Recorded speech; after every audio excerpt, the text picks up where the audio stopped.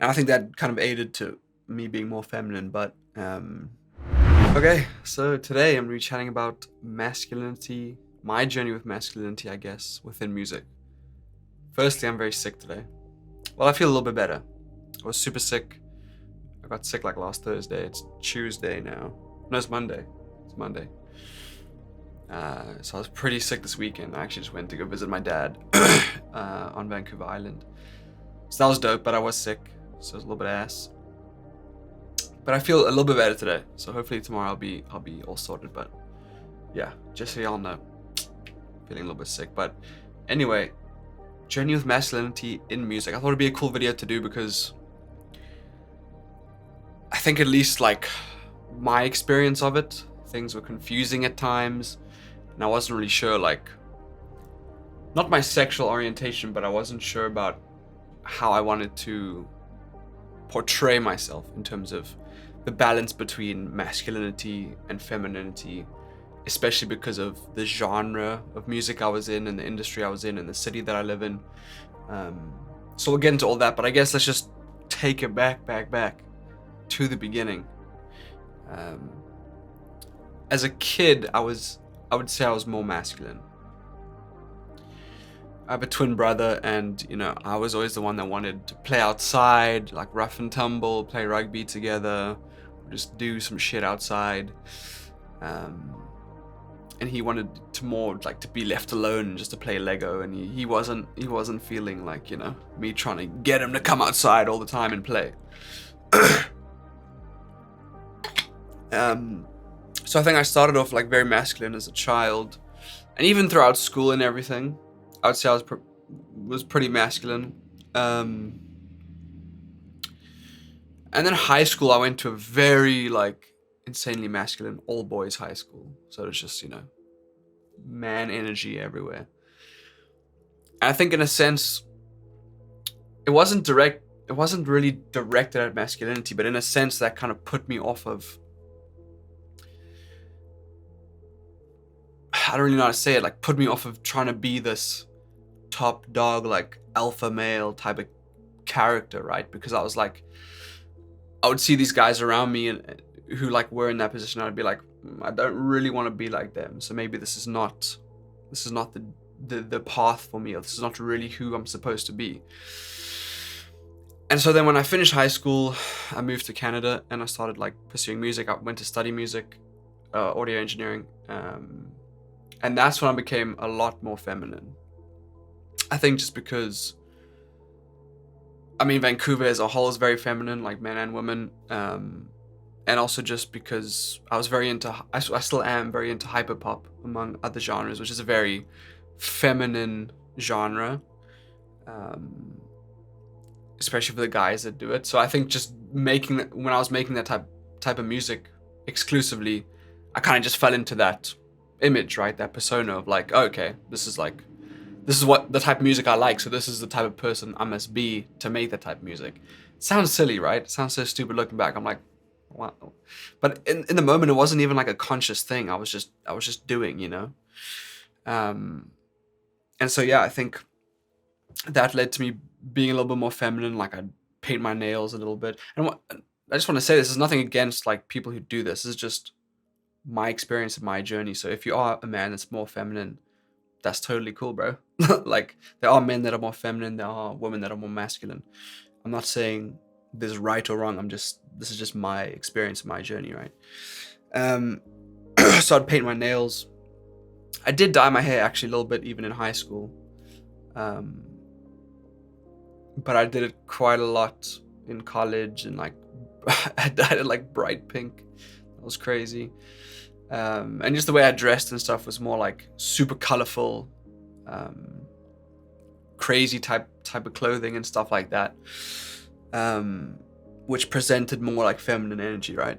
And at the time I wasn't thinking about it like masculine, feminine, or this or that. I was just like dressing how I wanted to dress, which I don't regret. Like there's nothing wrong with dressing like that, like I'm saying. But I think, I'm not sure if it is directly related to that. Like, the femininity aspect, but I was in a relationship back then too where like she was very, I kind of felt like the woman in the relationship in a way. I felt like I always had to bend to her needs. Um, and she kind of led the relationship in like a more masculine role. And I think that kind of aided to me being more feminine. But once I got out of that relationship and got to a point where, like 2 years ago, I was trying to work on myself more and become a better version of myself and not let myself fall into my bad habits like vaping and smoking weed and staying up super late and all of that. I felt like when I made that shift, it's interesting because when I made that shift to try and be just like a more productive, healthy, competent individual, masculinity kind of went hand in hand with that, if that makes sense. I'm not saying that's the only way you can do it as a guy, but just for me, that's what just naturally came out, and that's what felt good, was being more of like a stoic, masculine, calm man, as opposed to more feminine, eccentric type of guy. So when I started to work on myself, that's really kind of a lot of the shifts. That's what a lot of the shifts were like. Like now, even like I don't dress as feminine as I used to dress. I don't paint my nails. My hair is more of like a typical like masculine haircut, I would say, as opposed to like all the crazy shit I was doing, which is still cool. Like I'm saying, there's nothing wrong with that, but it's just, yeah, this is my journey of like how it shifted for me. And it's just interesting because to me that tells me like, okay, when I feel the best about myself and when I feel the most in control of my life, the healthiest, is when I'm at my most masculine peak. And I don't think that's the same for everyone, but I do think it's the case for me. Definitely do think it's the case for me, because when I was more feminine, I was succumbing to external pressures. I was not as in control of my life. I wasn't leading my life. I wasn't in a relationship where I was leading the relationship. And so all these things, just deep down, I just wasn't happy with that, I think, but in a sense, I just maybe thought, oh, this is just the way it is, right? But when I made those changes to become more masculine, like I've just said, like running more, exercising, better eating habits, trying to drop the bad smoking habits, meditation, just more of that like stoic man vibe, that really just made like a shift in how I viewed myself and my happiness within that, right?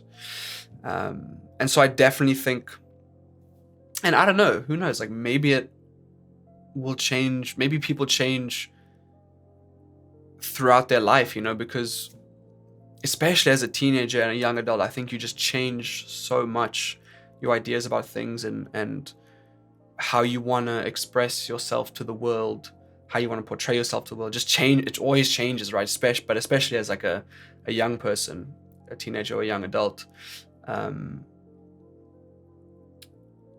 so, sorry, I'm getting distracted by my watch. I'm getting pings, messages here. It always changes. So I don't know, maybe it's going to change for me in the future too, where there's a point in my life where I don't feel as comfortable and confident being in that kind of like stoic masculine role, and I want to try something else. I don't know, but I don't think so, but that could be the case, right? And it's different for everyone, like I said, but for me, I just feel way more myself, way more in control, way happier, way healthier as well when I'm kind of following that more masculine role. So yeah, it's interesting. It's an interesting one. And I think getting back kind of to the topic of the video, within music, I've kind of had to find my place, if you will, which I'm still doing within music, because I think it is a very feminine industry. Even when I make music myself, it's like, this year, I made an EP this year in January and just released it now. It was the first time where I felt like I wasn't just making music that was like sad, depressed about a girl type music, you know. And I think that's very freeing in a way, but it's because I didn't restrict myself to like one genre, which I've been doing for the last 2 years, which just came along with those feelings. And there's nothing wrong with writing those songs in the moment when you need to vent and get it out like this. I'll still be releasing songs that are like that. And I think that's some of the most powerful music is, you know, just really sad songs about love and heartbreak and relationships, because I think that connects with people the most, as well as yourself. So there's nothing wrong with that, but I felt like I kind of got trapped in the loop where I was just making songs about that because that's like all I knew how to do.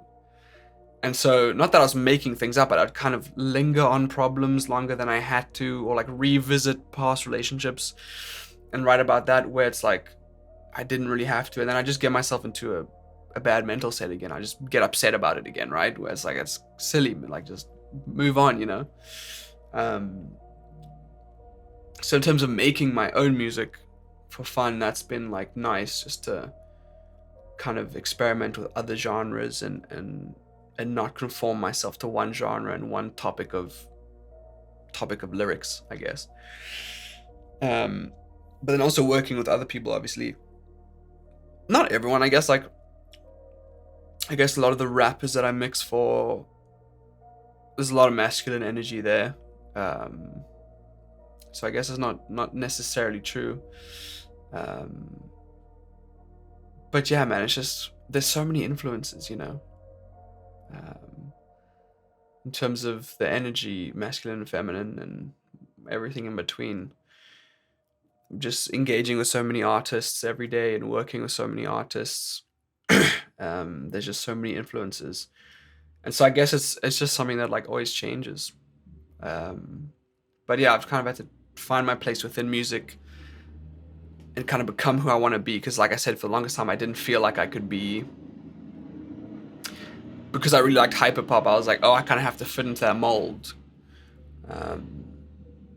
But now I really feel like I'm figuring out who I am, where I sit, who I want around me, who I want to work with. And also a big thing I'm trying to do is, not that I haven't been like this before, but just kind of accepting everyone as they are, right?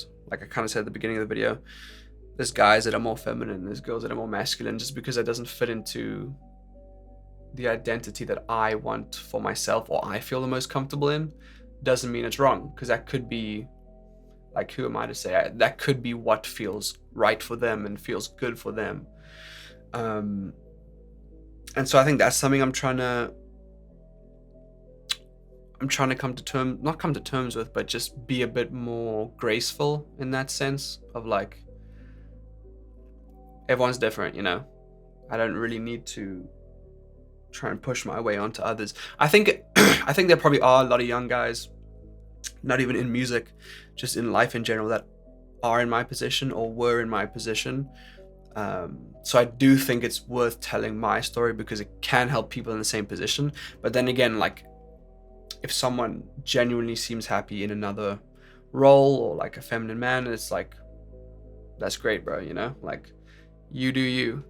And that's something I'm trying to focus on a bit more, in terms of all things in my life that like sometimes bug me about politics and everything. It's just kind of trying to approach it with more kindness, more love, and more of like a human aspect. Because at the end of the day, everyone just wants to be loved and everyone just wants to be accepted. And we all just seem to piss each other off to no end through things that we do. And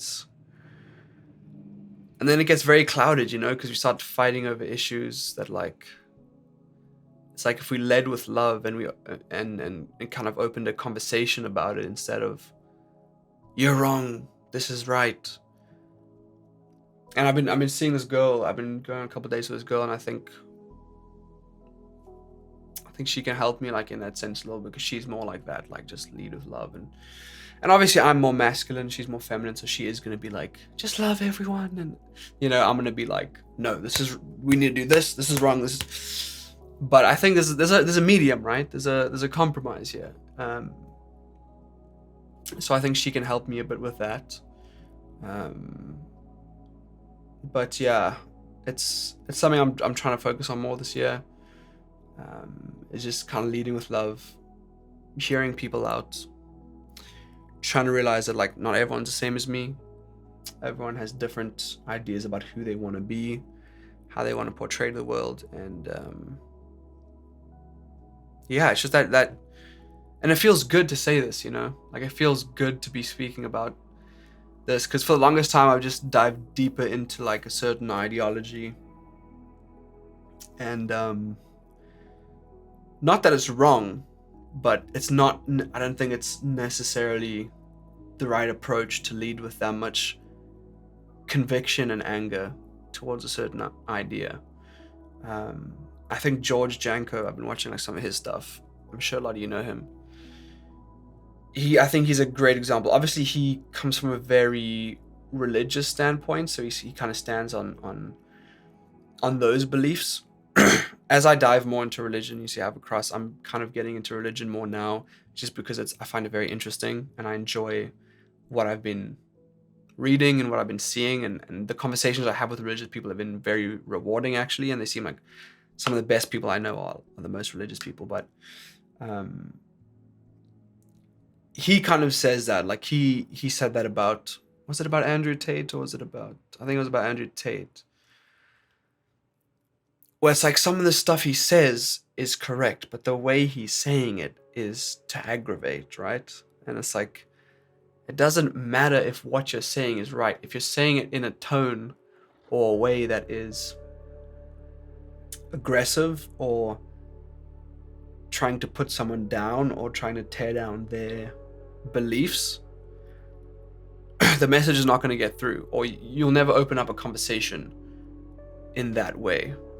And so I think the way George speaks and the message he has is a lot more, let's have a conversation about it. I love you as a brother, as a sister of God. What do you feel about this idea? This is what I feel about this idea. How can I make sure you're comfortable? How can you accept my ideas? How can we kind of do this together, instead of like the classic like red pill Andrew Tate, like I'm the fucking best and you suck and you're stupid. And I think I did fall into that mentality for a bit, just because some of this stuff is so aggravating. It is so aggravating. Some of, woke politics nowadays, it is so aggravating. But at the same time, it's not with my journey with masculinity, I feel like in the beginning, and this might be true for a lot of the guys that watch this, in the beginning, you see the Andrew Tates, you see the, I don't know if I really want to put Hamza in the same category, because I think he's more solid than Andrew Tate, but you see the Andrew Tate, you see the Fresh and Fit, you see these guys, super red pill guys that are like, they preach good things about masculinity, but then they also seem to try to tear women down, or try to tear femininity down, in a sense. And that's not the right way to go about it. That's not the right way to go about it. Because even if you have good things to say and you're correct, it's not going to get through. It's falling on deaf ears, right? If you're just attacking people or attacking their ideologies. So that's something with masculinity as well, that I think a true masculine man has the ability to engage in a conversation and a dialogue with love and with kindness, and trying to understand the other person rather than convince them of something, or trying to pull them over to their side. And so that's kind of where I stand currently with masculinity. Is I've gone through all those beginner guys, all the red pill guys, and then you get onto some guys that are like make a little more sense, like Iman Gadzi and Hamza, and then now I'm on the George Janko, more of like a religious wave, where it's very masculine in essence, but it's also very loving. There's a big feminine energy to George Janko as well, which I don't think is a bad thing in men. I don't think that's a bad thing. So that's kind of like the influence of like masculinity. And it is, it is that intro masculinity, the super red pill guys like Fresh and Fit, Andrew Tate,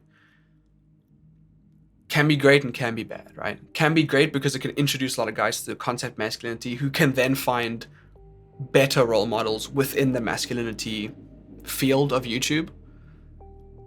But it can also be bad because they can get stuck at that entry level of Andrew Tate and Fresh and Fit and then think like, oh, this is a guy I got to become. This is good. But it's like, no. Dive a bit deeper. Find some better role models. But yeah. So that's kind of where I currently sit with it. I'm very masculine. I'm the most masculine I've ever been in my life right now, just in terms of how I present, but also my daily habits, my meditation, my gym, the type of relationship I want with a woman. I don't know before. I think I was probably just too young to know what I wanted, but now I want a very feminine woman. It kind of fits into the role of a very feminine woman. I don't want a masculine woman, and once again, that's just preference. But I think things are, that's kind of where I am, and I've sorted a lot of things out in terms of that, and I'm, like I said, the most masculine I've ever been. And now, kind of going forward, I want to, like I just kind of rambled about, want to kind of engage in dialogue with people who maybe I don't necessarily see eye to eye with or don't necessarily agree with their life choices, but engage in a dialogue with them that is more constructive, more loving, and comes more from a place of like, I want to understand you and how you've got to this point, why you've done the things you've done, and just show you love as a fellow human, just show you love as a fellow human. I really like that. And that's kind of where I am with masculinity. And yeah, that was my journey with it. But I think that's probably going to be the end for this video. This was a good one. This was fun. I hope some guys that watch this can get something from this. I know there's some people who think I'm like this crazy dude. I hope some of you guys watched and got something from it and realized that I'm not an Andrew Tate. But yeah, that's probably it for this video. And yeah, I want to continue to be in this masculine role, but also, like I said, open dialogue instead of attacking, and do it with kindness and love instead of malice or aggression, I guess. So yeah, that's it for this video, guys. Thanks for watching. Peace.